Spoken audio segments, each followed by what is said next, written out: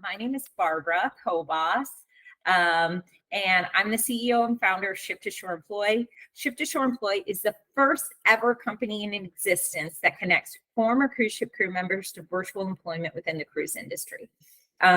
Strategically for us, we're focused on cruise lines and cruise line partners. So cruise line partners would be somebody that has a contract with a cruise line, so they have a committed relationship with them. And this for us is, when I thought about starting this company, I said, I'm not in the business of convincing somebody why a crew member is a valuable asset to them. I think longer term in the future, we could start looking at the supply chain. We could look at those that could be added value of crew members. But for our start, we have so much demand and interest from the cruise line and the cruise line partners that we're starting there. So one of the things that Ship to Shore Employ is that, yes, we are a staffing agency. And so we're essentially the middle person between the crew member and the cruise line, because we're doing global employment, not just US, United States employment.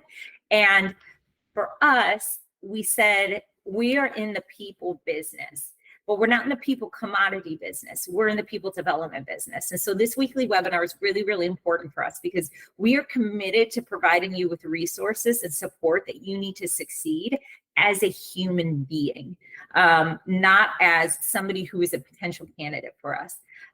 It's irrelevant for me if you end up finding a position through us, or you find a position on land, or you find a position virtually through another company. I want to make sure that as you transition from ship to shore, is that you have a successful career ahead of you. And I think there's a psychological element that we've talked about before, about what it means getting off a ship and navigating this life on land, and A, who I am, but B, what do I go and what do I do, and what actually are my interests, back to purpose and outcome, to what we talked about in the beginning. So I'm excited about this topic, because really in today's job market, virtual interviews are really, really critical. And how you're presenting yourself on camera can impact significantly your chances of landing a position. Whether it's within the cruise industry or another industry, I think this is something that we really, really overlook. You don't get the privilege of being in person in front of somebody where they can see your mannerisms, they can feel your energy. And this is your challenge, to be able to convey it across a computer, across the world. So really, for me, the importance of presenting yourself on camera, let's first start talking about technology as a whole. And sorry, my screens are a little off here, you guys. Let's first start talking about technology as a whole. It has to be a seamless interview experience. So before you interview, and I'm going to spend a little bit time on this one, when you get that Zoom link that you know that you have an interview scheduled, is that I want to make sure that you are doing a sound and light check for any of the issues that you may have. And I know this firsthand, because essentially we're meeting with all of these different brands, and they all have different video platforms that they're using. Some are using Zoom, some are using Google Meet, some are using Microsoft Teams, which is, if you get a link for Microsoft Teams, it's a pain in the butt. So make sure you do a run through beforehand, where you're downloading the software, you're practicing, you're making sure your mic is set up, you know how to navigate it. Even if it takes 5 minutes to Google Microsoft Teams, audio settings, and you find a 5-minute video on YouTube that shows you where's the buttons for the settings. You don't want to start your interview frazzled. So make sure that you do this initial tech check, so that it doesn't distract you or shake you when you're going in for your interview. So test microphone and speakers and camera. So you have three key elements that you're looking at. And each one of these things are, if you have a monitor plugged in, if you have like a hub within your desktop, if you're doing it from your phone, you need to make sure that you know how to select the settings for each of those platforms. So make sure first that they're functioning properly. And then the next one is considering your background. I think background and how you show up visibly on camera is something that a lot of people take for granted in these virtual interviews. So I can just everything from sales pitches to interviews that I've experienced is that if you're going to use a virtual background, there are tons of virtual backgrounds that are out there. All you have to do is Google, and you can go and find, 1,000 different virtual backgrounds. Use one that is appropriate and fitting and doesn't detract from you. While I think that the virtual backgrounds of a beach and an ocean are kitschy and funny, during an interview, maybe it's not the most appropriate thing to be using. So use that in your Zoom happy hour with your friends, but maybe don't use it in a job interview. I would look for items, and I would even push you a level further, is look for backgrounds that look professional, look like you have a clean home, that come across as how you wish to present yourself. So you can find backgrounds that are everything from being in an office in New York City inside of a skyscraper to being in a modern loft. And one of the other things that you can do is use a platform like Canva, Canva, which they have a free version of Canva. And then they also have a paid version of Canva, or ask a friend who has Canva and go pick your virtual background on Canva or online somewhere else and put your name in the top right corner of your background. And so you just have to essentially ask somebody to edit it for you. And when you go in there, you have, oh, thank you, Wilhelmina. That when you go in there, you have your background there. And I think Wilhelmina has one of our branded backgrounds. It has a logo in the top right corner. It just comes off more professional than if you were to choose the beach and the palm tree one, okay? So this seems like common sense, but you guys will laugh because a lot of people do it. And then if you don't choose to use a virtual background, there's negatives to a virtual background as well, is that you get sometimes that sneak peek of what's actually behind the curtain. Think of it as like Wizard of Oz, is that you get all of a sudden you move your head and then somebody can see like your messy bedroom. So be super conscious of that. Don't have a messy bedroom or don't have a dirty refrigerator in the background. But if you don't choose to use a virtual background, make sure that the background that you're using is something that you really love. Like, I'm in my home office, and like simple things is there's a bedroom right here behind this door, is that I always make sure that that door is shut, because I think that it's weird that somebody would be talking to me on camera and they would see a bed in the background. Like, that's just like this crossing a line of church and state that you don't want to go to. I also make sure that the bookshelves are decorated well, and it's not expensive to do these things. It's not an expensive bookshelf. I have a plant on there. I have a couple books. I have things that mean something to me.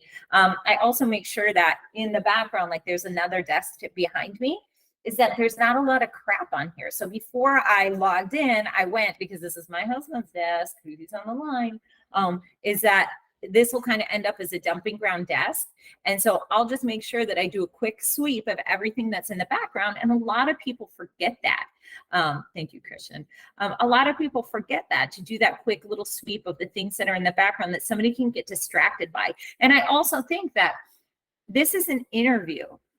So if you can't take the time to prep and to make the space that you're in look well, then what are you going to do when you work for me? I think that's kind of a fundamental question that I'll ask. And then the other thing is just about not only the areas and the distractions around you, is that make sure that if you have animals, like those animals are not coming into the scene. So you don't have a loud dog that's going to jump on your lap. You don't have a cat that's going to walk across the screen. FYI, I had that happen this week. And then also you're thinking about proximity, is that being really, really careful on the shot that you actually have. Is that I have been in interviews in the last week where the person is so close to the camera that they're like this, and it's really distracting. It's really distracting because I'm not hearing what they're saying, because I can practically see their lunch in their teeth. So just be really, really conscious. Like, think of it as a headshot, is that you need to have 3/4 white space, and then you're 1/4, or you could even do a third of the image, and make sure that you're positioning yourself. Like, I like my bookshelf. So I'm intentional that I make sure that my screen, that I'm right here in the middle by the door, and I've got the monitor on the left and I've got this here, because it makes a difference.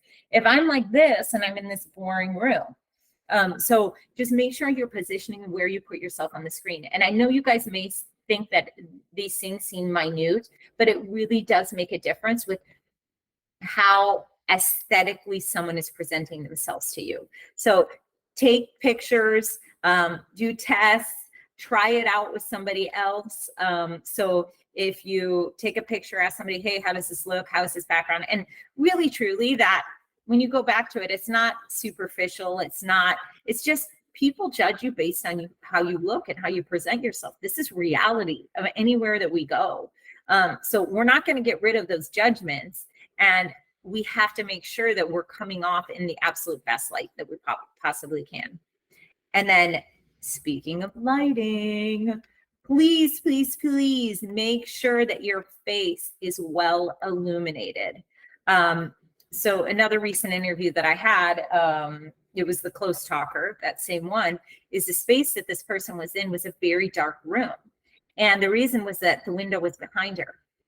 If she had just turned around and had the window at her face, it would have made such a difference. So I think there's two sides to it, is that look at where the lighting is coming in from the space that you're in, and make sure that it's pointing at your face, because this is reality. You're never going to go to an in-person interview and the person's going to make you sit in the dark. It wouldn't make any sense. So don't do that to yourself when you are in an interview. Make sure that you have light coming in. And if you happen to be, your office or wherever you're going to do the interview is in a room that is dark, just invest the $15, or I think they even sell them at like the $5 store here in the US. Invest in a clip-on light. Like, it's just this tiny little tube little light thing that will illuminate your face. It seems silly, but it's really, really important. So just make sure that you help yourself and don't hurt yourself with these teeny tiny little things that make you come across beautifully poised, well presented, and the best version of yourself. And then the deeper question is, if you roll your eyes at this stuff and you go, why would I do that? You need to say, why are you not valuing yourself and how you come across? So I think just be super, super conscious about how you prep and how you come across on camera. So presenting yourself, and the next point is presenting yourself professionally and confidently. So dress as you would for an in-person interview. Just because someone is working from home does not mean that you need to look as if it is a Sunday morning in your home. Take time, and again, all this COVID Zoom jokes aside, you know, where the guys are in the boxer shorts and then they have a suit and jacket on the top. It takes 2 seconds to throw on a nice shirt or throw on a tie or something. And really, truly, the psychology backs up is that when you dress well and when you take the time that on camera you look great, it makes a difference in how you present yourself. If you show up in your sweatshirt, and I had a great candidate this week as well, that he had like a dress shirt buttoned up, he had his headset on, he had the background blurred. And so he had prepped to how he was going to come across on camera. And I appreciated it, because I'm like, if this is how the guy shows up to the interview, how's he going to show up to the job? He thinks about it, he preps, he considers what he's going to wear, and it's not just a hat throwing in the ring type of application. So the next one is really be conscientious about your eye contact. And so, and I'll give you guys an example, like my main screen is over here. You sometimes do a dual screen situation. So imagine that I'm presenting to you all and I'm looking at my content here. How engaged you're going to feel with me, how connected you're going to feel with me. It's such a subtle thing. But when I am looking at you and when I'm connected to you and I'm engaged with you and you can see my facial expressions, when I'm using my hands, those things are really, really important. So if you're in a situation where you have to do the interview from your cell phone, make sure that you have a stand. You know, you have something. This is my little cell phone stand situation. Make sure, and it doesn't have to be an actual stand. Make sure you look at the height and make sure you look at where this one adjusts. But I've been in many locations where I have to use a cup, where I have to put books under the cup to be able to put it at the right height so that I can get the proper eye contact. And really your eye contact should be probably in the middle, just above the middle line of the screen, so that somebody can see you and connect to you. So eye contact is critically important, but there's a technical side to that eye contact. And then please make sure that your posture is good, so that you're sitting up straight, you're maintaining a good posture, and that posture is conveying confidence and engagement. And there's an old trick that is, we actually learned it from Tony Robbins, but it's called the Superman pose. And there's a study that was done that basically shows, oh, look, there's a study that shows that when if you're in a bad mood, or if you had a tough conversation, or if you're nervous for an interview coming up, and I'm not wearing my pajama pants, FYI, so I can't stand up, is that if you stand like this, so you put your hands, it's a Superman pose, you put your hands on your hips and you smile, the biggest possible smile that you can smile. And that's why I put the chick on the gal on the screen there, because she's doing the Superman pose, is that if you put your shoulders back, you put your hands on your hip and you smile, and you just stand and do that for a few minutes, it literally changes what happens in your brain. So if you're feeling anxious, if you're feeling nervous, if you're feeling worried about something that you're about to present with, what I immediately do is I do my Superman pose. I breathe, I smile, I connect to who I know myself to be, the greatness that's showing up to this interview. I motivate myself, then I dial in. And so make sure that when you're sitting, in your posture and your poise are extremely, extremely important. And I know this seems like common sense, but I have to state it because we interview, and Christian can attest to it, we interview people all day long. And you can see how someone comes across and how they present themselves, and really truly how they believe in themselves, just based on how they're sitting. You guys would not be engaging with me in these webinars if I was like this and talking to you.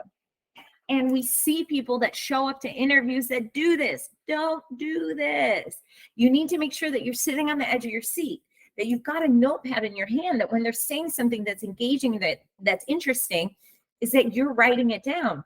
And even if you just need it as a moment to collect your thoughts, is that you have all those tools ready. Like imagine if I'm in an interview and all of a sudden, and I always think of this with people that show up to meetings, that when I was in a corporate, well, even in our current company, in our offices, when somebody shows up to the meeting and they don't have a notepad, I'm like, how can you be remembering all this stuff?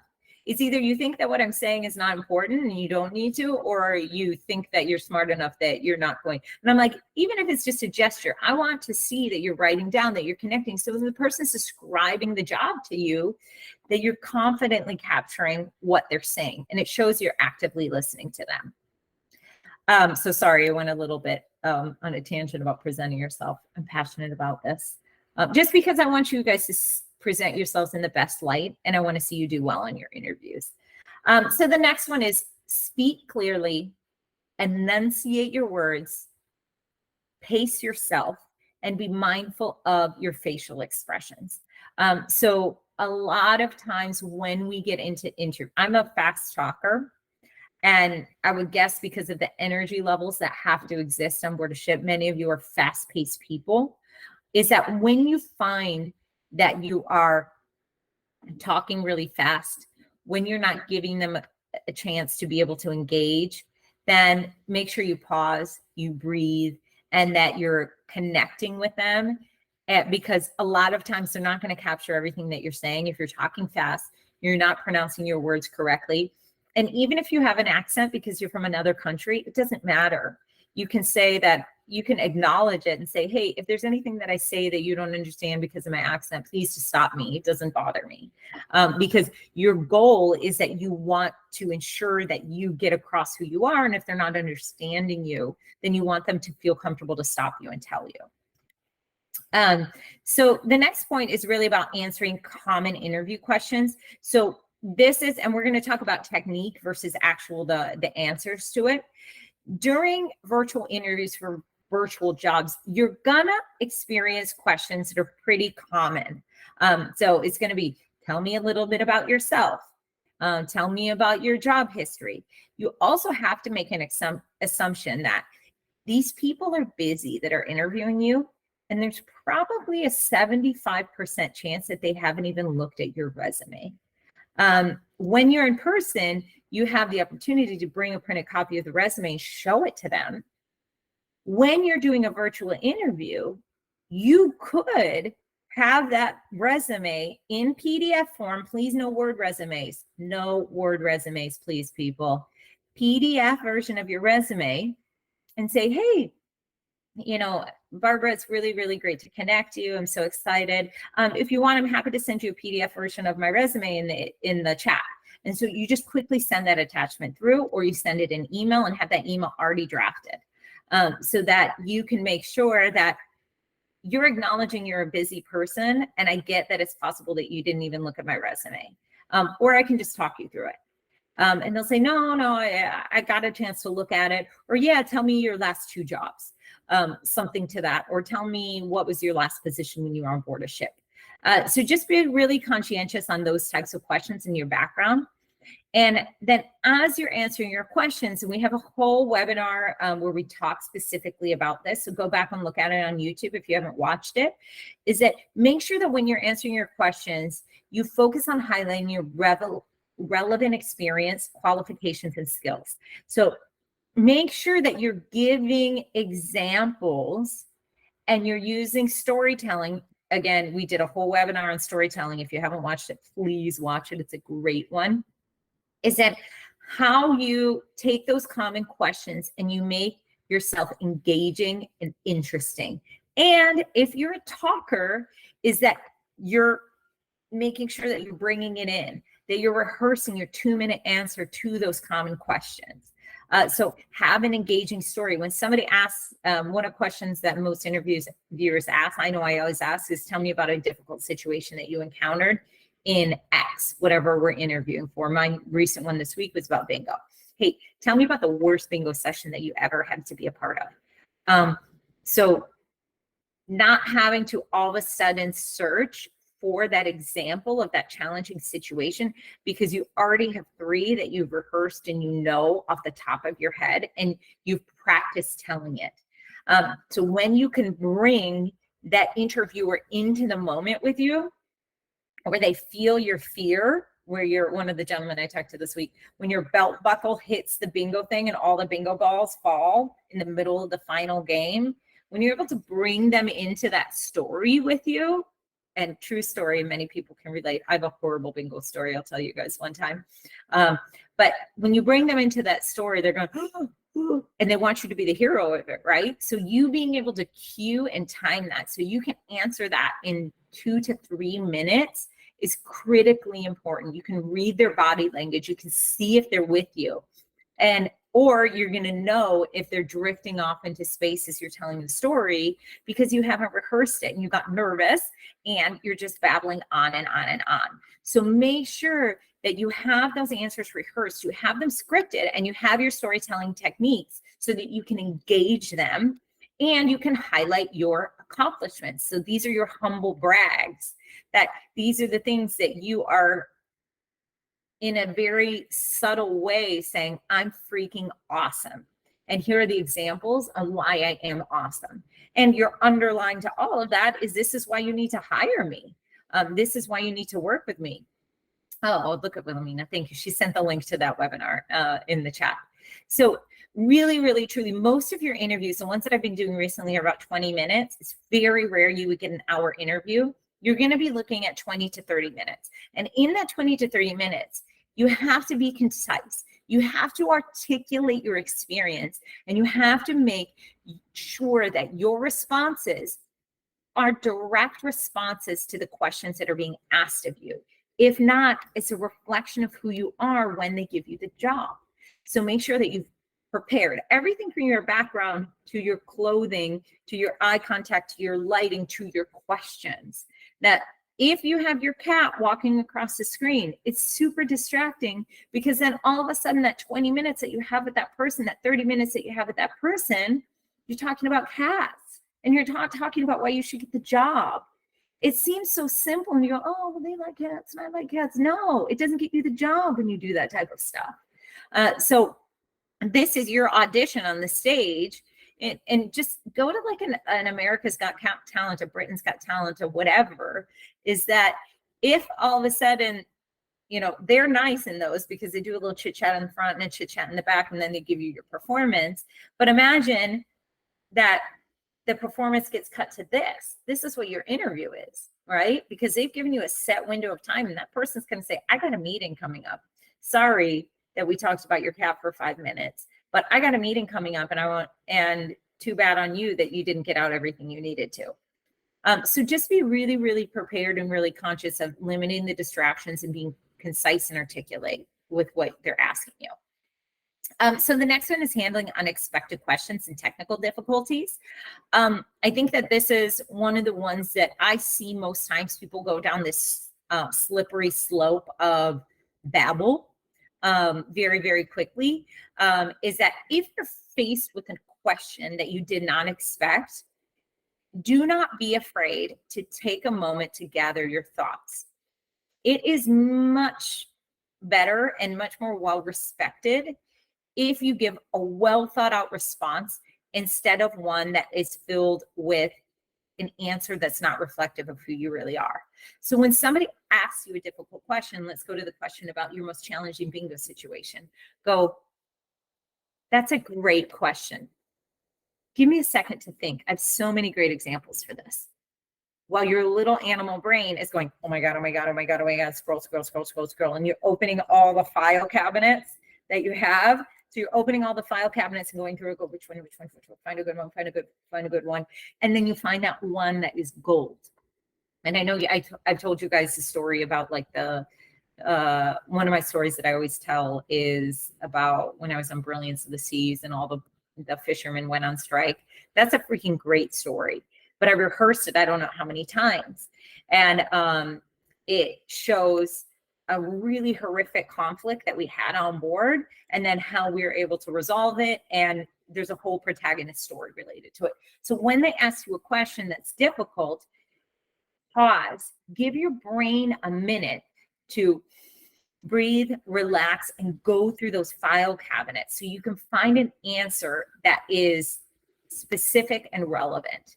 Because don't give them an answer, you know, if they say, tell me, let's say in the bingo position, they say, oh, tell me about a conflict.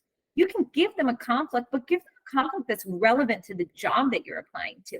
And sometimes that takes a little bit of thinking. So stay calm, stay professional.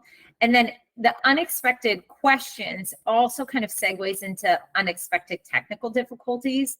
So let's say that your internet starts going in and out, or let's say that your microphone is not working. Just stay calm. Don't worry about it. Don't make excuses. Don't curse out your computer, your internet, or the government because of whatever situations that's causing the flaws in the internet, because they're looking at your reaction to an unexpected situation and they're judging you based on that. This is a reality, is that they're going, oh, that's interesting how angry Barbara got over her internet difficulties. So if my internet's going in and out, I'll say, hey, just give me a second if you don't mind. I'm so sorry about this. Let me log out and log back in. Log out, breathe, give good energy to your computer and your internet, log back in. Do another mic check with them. Hey, can you hear me? Is it okay? Da, da, da, da, da. And they'll go, oh, that was a great reaction. Versus, you know, coming up with an excuse or bad mouthing whoever it may be, or, oh, there's too much bandwidth. Oh, they limited our bandwidth. Oh, the government, whatever those things are.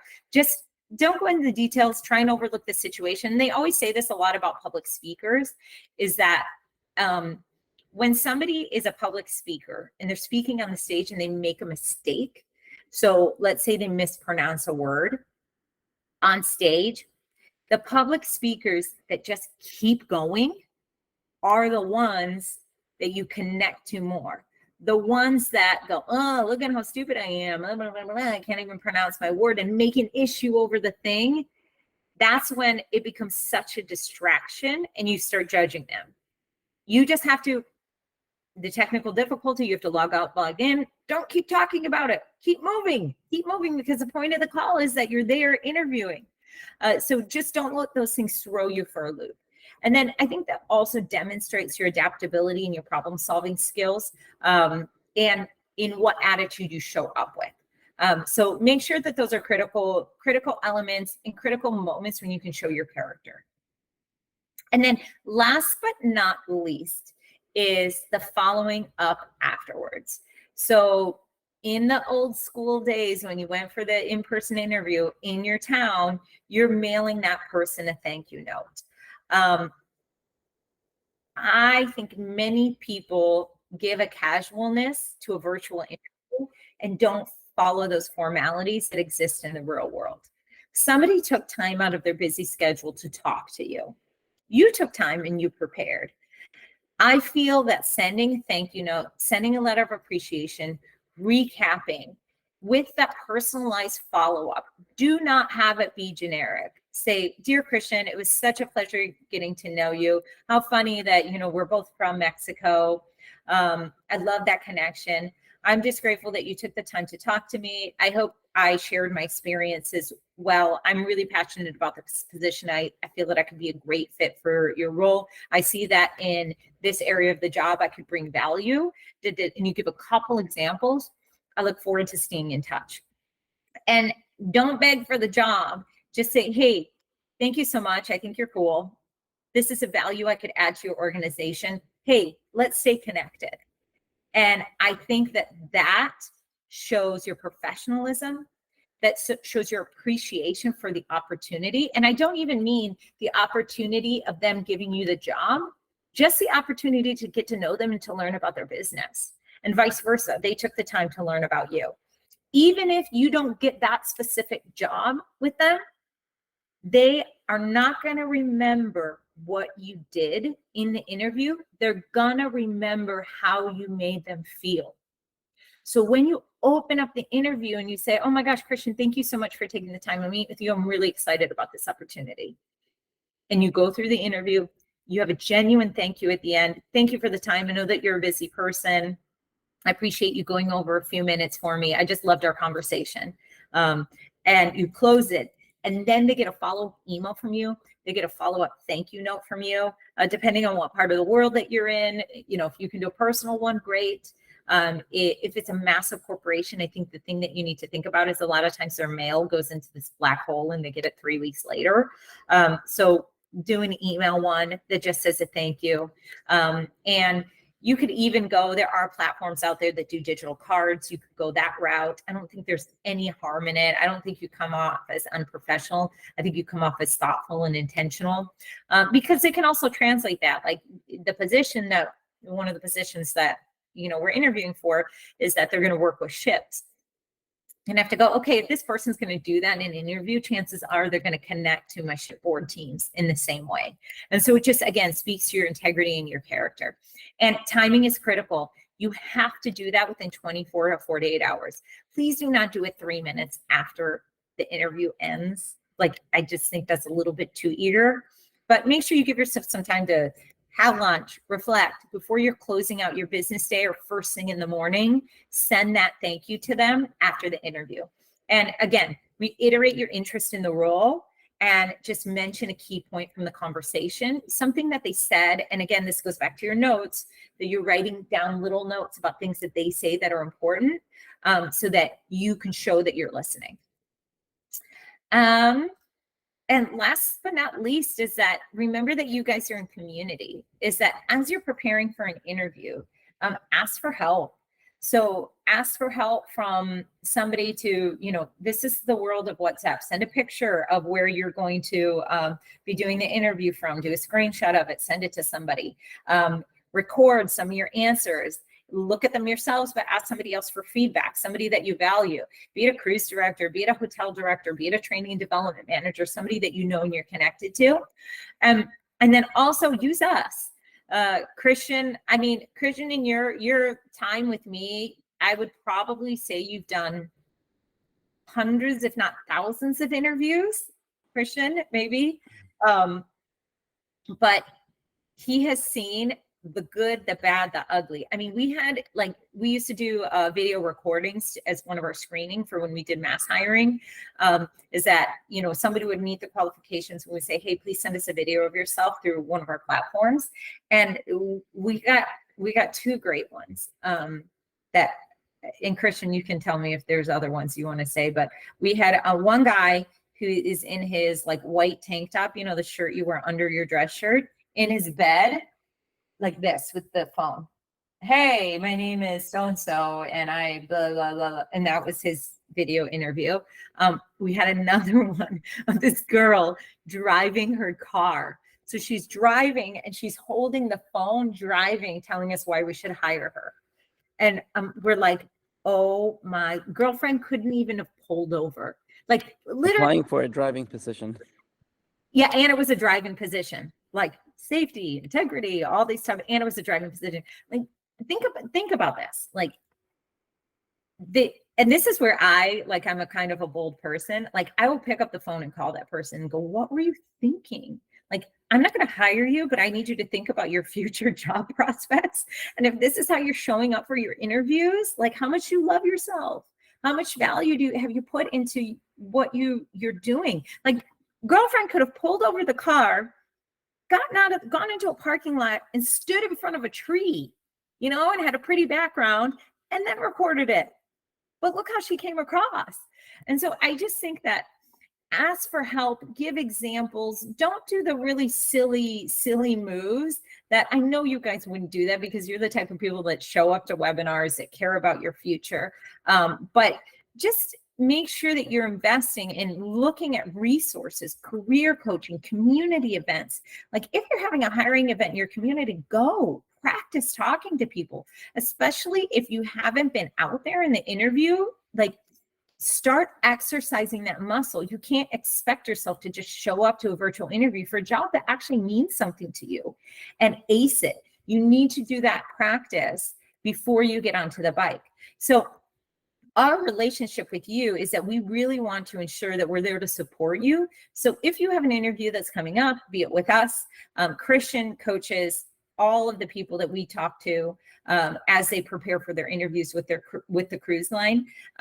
And also each other. I want you to share that, hey, this is what's happening. You can use our Facebook page. You can use our Instagram to just tell us, hey, I've got this thing coming up, so that everybody else can. And LinkedIn, our LinkedIn page is pretty active, is that just share with us what's going on and how we can support you. And then last but not least, stay motivated. Keep refining your skills and take advantage of every single opportunity that comes your way to interview. You're never going to lose. I mean, worst case scenario is you don't get the job. But you get the practice, because really, truly for us, we're here to help you succeed. And just remember that if you're interviewing for a job and maybe you didn't get it and it's not the right fit, you have to trust that there's something else that's coming. And this is a teeny tiny seed that you got in front of somebody that they may then refer you for another position. So are there any questions from anybody? Michelle. Hi, Barbara. Hi. I was just wondering, at what point in the process would you offer your digital portfolio? Ooh. I created a portfolio, as you asked a few weeks ago. So I was just wondering at what point that should be offered to the interviewer. That's a great question. So for a few weeks ago, kudos to you, Michelle. Like, yay. Girlfriend is not just showing up to all the webinars, but she's doing homework afterwards. So good for you for showing up in life, for showing up here, all that stuff. I honestly, if I go back to what I did in the past, is I would I would hope that you have an invitation in your inbox to be able to attend this interview. And in that invitation, you have the email address of the person who you're interviewing with. I mean, sometimes you won't get that, but if you do, I would send it to the person probably, depending on the time of your interview, I would send it to the person probably 12 hours before you're going to talk to them, because it's going to make your interview with them much more interesting. If you're sending it after the fact, it might be a little bit too late. But I love that a person can see your drive, can see your preparation, can see your portfolio. They can skim through it and go, oh, this person, and please, Michelle, send it to us if you want any feedback on it. I would love to look at it. That if you send it to them ahead of time, they go, oh, this person's prepared. And they start poking holes in it and looking at it. And then they ask you better questions during the interview process. So I would do it before. Yeah. Okay. Thank you. Just like a little teeny tiny tip is that I would make sure that in your portfolio, it is in PDF. I'm sure that it is, or if it's digital, make sure that in the bottom left or right hand corner that you put proprietary and confidential, all rights reserved to Michelle Colleen. So just so that they know that they can't take it and share it with somebody else or share it publicly or anything like that. Because that's just really a protection mechanism for any company, period. But I think I see you guys as an individual brand. But good for you. What types of things did you put in it, Michelle? I have, it's the typical layout where, it's the introductory page, the about section, but I have a resume, I have all of my certificates, I have a gallery showing some of the things that I've done, and there's a few videos just to make it more eye-catching and Cool. interesting. Yeah. It is my first try at something like this. I learned a lot of skills doing this, but I'm not sure it's 100% there. So Okay. I would appreciate the opportunity to be able to send it in to you, and you may give me that feedback. This area may need some crunching down. It can be a bit too wordy, or maybe there's a simpler way to put across this information. So any feedback would be great. Barbara, I also wanted to mention something that came up right at the beginning of your talk. You were talking about merchandising positions. I just recently finished a course on AI, Web 3.0, and the metaverse. And one of the things they talk about in this course is all the innovations that are being done for merchandisers and planograms and things like that. The course was on Allison Learning online, and it's free. Oh, very cool. If you get a second, send it in here. Send the link in the chat to share with everybody. And then we can share with the broader community. That's phenomenal. Yeah, you guys, if you guys don't know anything about Web3, or you haven't dug into AI in what's out there. And actually this morning I was just listening to, in between my motivational talks, my husband put on there the congressional, there was just a committee meeting with the US government that was with the creators of ChatGPT. That we're talking about what regulations possibly are going to go into it, those types of things. Those are really important, interesting things to be listening to that can help you be an interesting human being in any of these interviews. And it helps not date you.